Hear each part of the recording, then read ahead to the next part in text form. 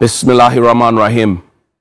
The Lord is my light and my salvation. Whom shall I fear? And yea, though I walk through the valley of the shadow of death, I will fear no evil, for you art with me. Thy rod and thy staff, they comfort me. You prepare a table before me in the presence of my enemies. You anoint my head with oil, my cup overflows. And surely goodness and mercy shall follow me all the days of my life, and I will dwell in the house of the Lord forever and ever. Amen. Assalamu alaikum.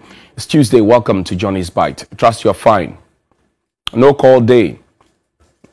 Well, let's see how it goes, and let's see whether or not the pressure will be enough for the duty bearers and the policymakers to hear and say that things have to be done in the right manner. We will talk about toll booths becoming places of public convenience very soon. But it's obvious that at this point, the president needs to do a reshuffle because some of his men, his acolytes, are tired. If they are not tired, that means that they are too comfortable. If they are not too comfortable, it means they are taking the people for a ride. Because you hear some of the announcements that are made in the name of policy and you wonder whether or not this is the same Ghana under the same President Akufo-Addo who had told us forward-looking things in 2016 and in 2020. Sometimes it hurts. It hurts painfully sometimes. But it be so we get them. So it be so we go handle them. This morning, I want to quickly talk about some tax issues because somebody raised an issue with the GRA tax portal. I'll tell you about some success stories that Johnny's Bite has had. But the GRA has developed a domestic tax administration system called the GITMIS. And the RICOL systems comprises a certain back end for the management of tax assessment and a front end for the filing of taxes both by individuals and companies. So the front end is available to the general public with the objective of, one, you want to file your taxes, and two, the payment of these taxes as well. And then the front end tax filing system is connected to the Ghana.gov portal to make and receive payments. And I think that was a great innovative that the Ghana Revenue Authority brought, which was fantastic as well. I don't know who designed it anyway. But this tax filing system is available on the website, www.taxpayersportal.com. I found something quite interesting. Now, there I say that it's fraught with problems. I'm not a tax expert, I'm not an IT expert, but I believe that there's something that's not too cool with the coding, the challenges, and the design. So, for example, taxpayers can submit any kind of data, rendering the back-end system equally useless, hampering domestic tax mobilization drive, especially now that we are talking about e-levy. Government is determined to impose it on us and all of that. Now, this is what you see. Once you go onto taxpayersportal.com, this is what you see. This is the first thing that you see. Obviously, I couldn't put up my TIN number and my TIN and my Ghana card number here for security reasons. But I took some screenshots, and that if you be kind enough to activate those ones for me, I took some screenshots while going through the process, and I'll share that with you. So once you activate it, this is it. Now, what I saw was that some of the glaring weaknesses in the tax filing system is that a year-on-year assessment, it should not be possible for me to select a future year. For example, I'm in 2022. It should not be possible for me to select December 2022 and pay communication service tax because I've not made calls in December 2022. I've not sent text messages in December 2022. So how is it possible that I am allowed to file a tax for December 2022 when I have not gone there? So that period system, it allows me to input a period like this. And I use December 2022 because we're in 2022. But we are not even done with February. Anybody who is compliant with taxes will know that you file your taxes, say you go through February, and then at the end of February, that's when you file your taxes. So it should not be possible that I have not lived through December 2022. Of course, I'll live through December 2022, make a few calls here and there. But it should not be possible for me to say, I want to file communication service tax, which is a tax based on what I had consumed by way of my data and all of that, to say, I want to file it. Again, there's one other thing. Show me the next slide. There's one other thing. The tax identification number of the employer is inconsistent with the known format, which means that a user can enter any string of wrong alphanumeric characters and the system will accept it. So, for example, if the system is biometric, My Ghana card number says GHA 000012345678. And I enter it. Straight away, my name as the bearer of that Ghana card number should appear. So that if I want to pay a gift tax like that, it should just appear. The TIN number is there, it should appear. It should not give me the option to say that I am choosing whatever taxpayer's name. So my name is Johnny. This is my card. This is my number. But then when I'm entering, I said, as a taxpayer, my name is Kukiti. It should not happen. Because as soon as I enter in my digits, it should point me to the direction and say, this is Johnny Hughes. This is Peter Duncan. So anybody at all can enter anything. Another thing that I saw is that, for example, the conversation about just putting in any value at all that you can find. Any value at all. So sometimes I can just push in any value, excess bonus, that is a compound value. Users should not be able to enter that value. Accommodation, for example, if I pay 10,000 cedis a month for my accommodation, I should be paying a value of 10% of that, which is what the law requires. So if I spend 10,000 a month times maybe 12 months, which is 1.2, I should not be declaring more than 120,000. You get it? I should not be declaring more than that and not more than 10% of that. Vehicle benefit tax, for example, there should not exceed 7,200. That's what is in the books. As it is now, I can just get in there and start inputting anything, 50,000. So tax value of taxable gift, 50,000.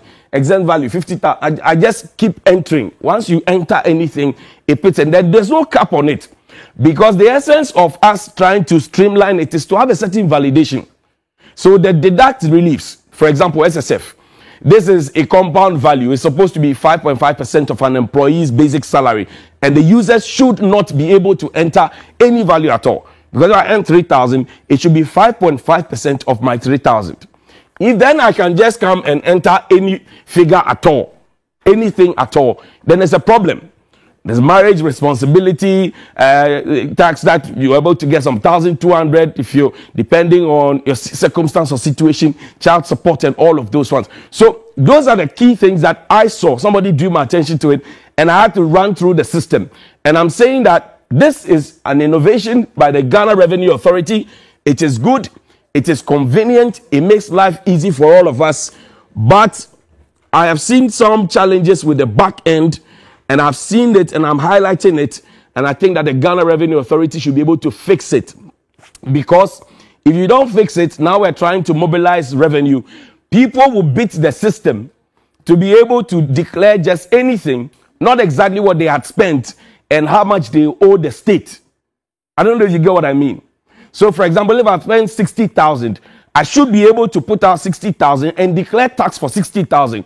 And not spend 60,000, come and declare 3,000 and still pay under declare. You get what I mean? So maybe we need to start looking at it again. And it should be open so that people are encouraged. The system is fortified and we need to go. Presently, as it is now, I think that it should not be possible to exceed the values. It should not be possible to just go on and declare just anything. It should be possible for the system to be able to guide us and make sure that we are all on the right track. So Ghana Revenue Authority, good morning to you. I have seen this and I think that you should be able to fix this particular problem. Put the validation, put a cap on it, and let us have a very sacrosanct system that will raise domestic revenue for all of us so that we can be Ghana beyond borrowing and we don't go and borrow plenty things. Good morning to you, Ghana Revenue Authority. Now, there are two success stories that I want to share with you. But first, you know that we are celebrating Chocolate Week, right? Pull the video of the news item of the president promising every child in this country that they will have chocolate a day. Monday, Wednesday, Friday when they go to school. This is it. One pupil, one cocoa drink, Ghana School Feeding Program. August 15, 2019. And I'm just reminding us, Ministry of Gender, Children and Social Protection. That's our boss for the coordinator for the school feeding program, Mrs. Kwashiga, is that her name? Right. Now, it talks about the fact that we were going to make sure that every child, government of Ghana, is implementing policies that will help instill the habit of cocoa consumption in the populace and in the long run create market for cocoa products in the country. One of these policy initiatives is to provide a cup of cocoa drink to all kindergarten primary schools in Ghana every other school-going day. That is 3 times per week, preferably Mondays, Wednesdays, and Fridays. This promise was made in 2019. This morning, on behalf of all the children, I want to ask a simple question. Where is the cocoa drink, Mr. President? You promised the children. They saw you as their father figure, their grandfather. May it not be said that you deceived the children, sir. Because you said that you're going to give them cocoa drink, and you said that you are going to make sure that the consumption of cocoa on the local market goes up. You said it yourself. Nobody held a gun to your head, sir. Now, the children are asking where the cocoa drink are. Maybe you can't hear their voice. That's why I'm amplifying it for you. Where is the cocoa drink? And I will ask their great minister the same question because he is responsible for planting in this country. So where's the cocoa drink? School feeding program coordinator, good morning to you. Where are the children's cocoa drink? You promised them cocoa drink. Here.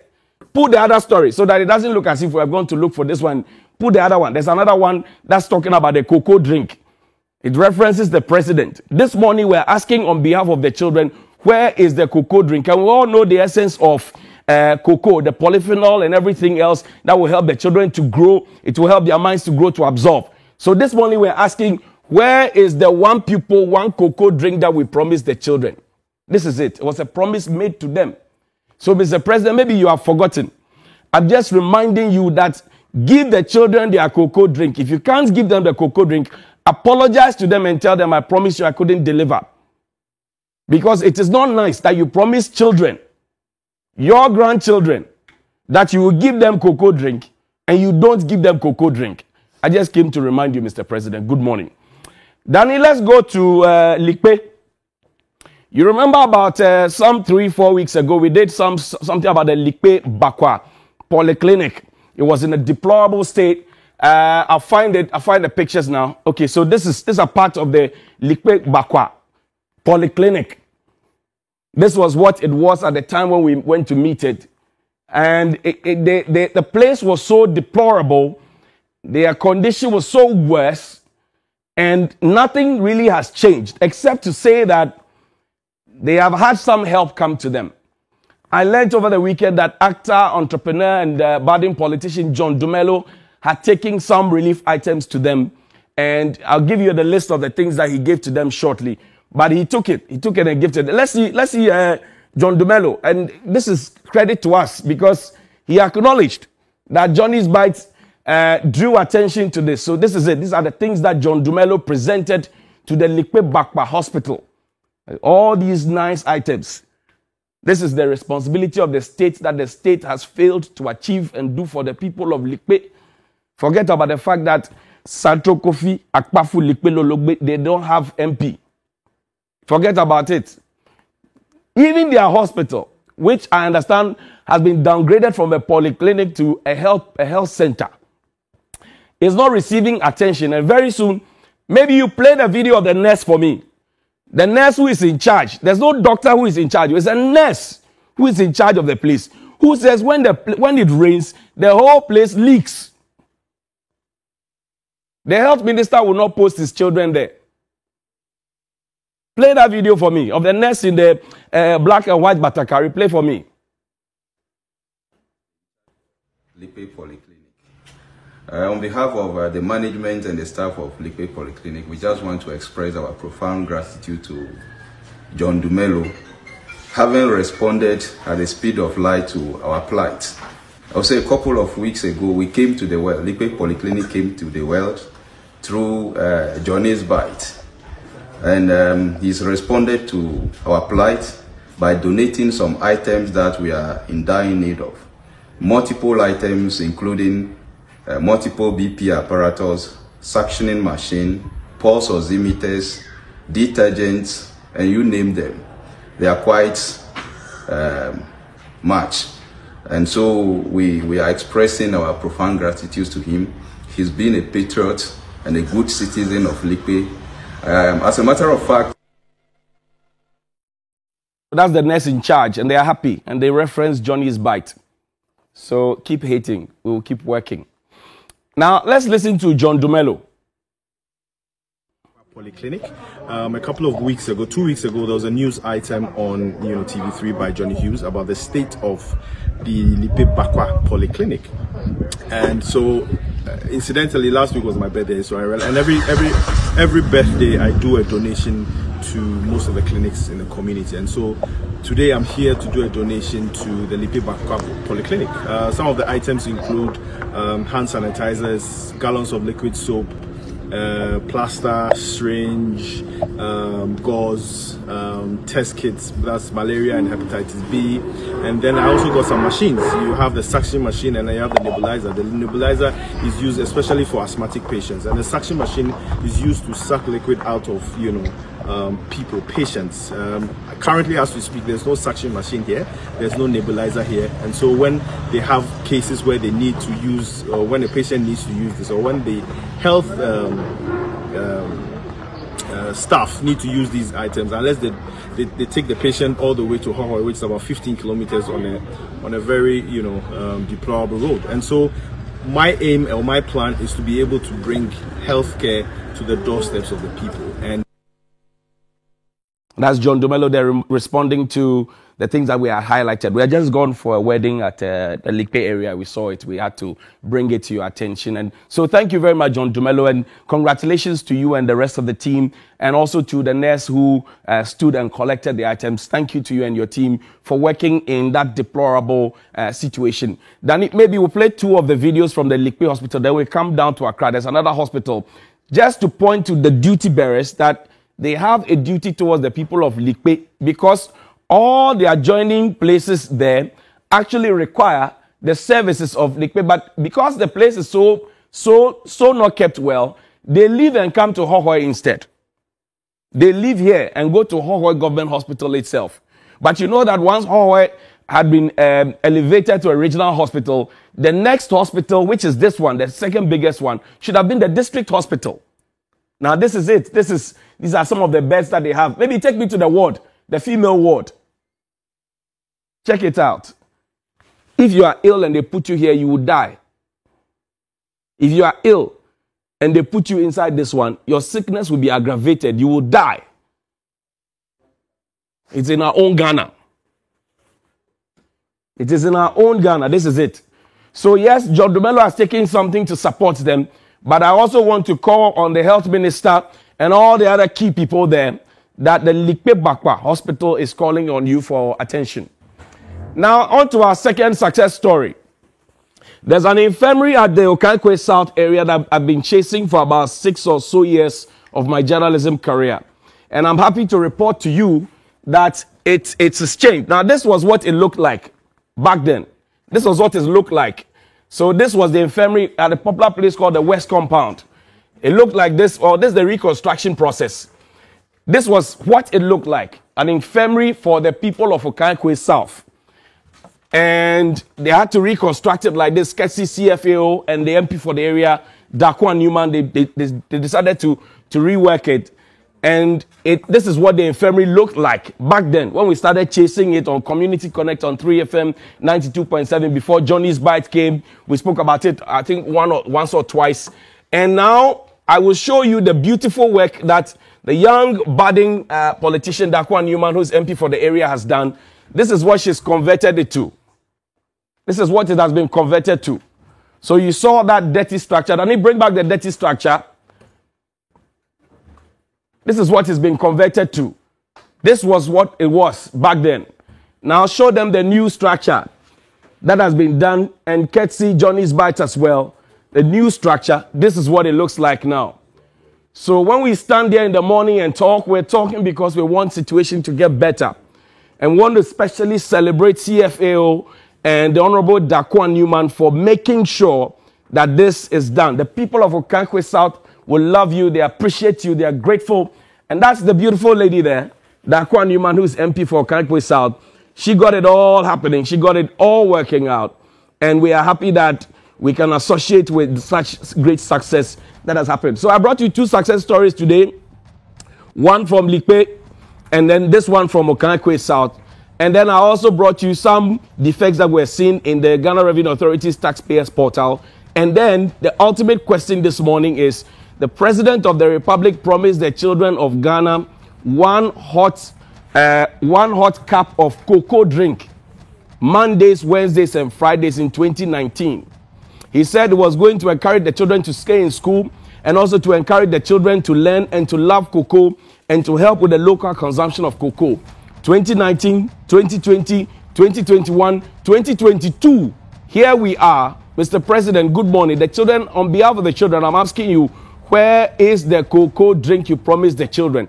Maybe you have forgotten. So I just came to remind you that you promised the children cocoa drink and you have not given them their cocoa drink. Good morning to you.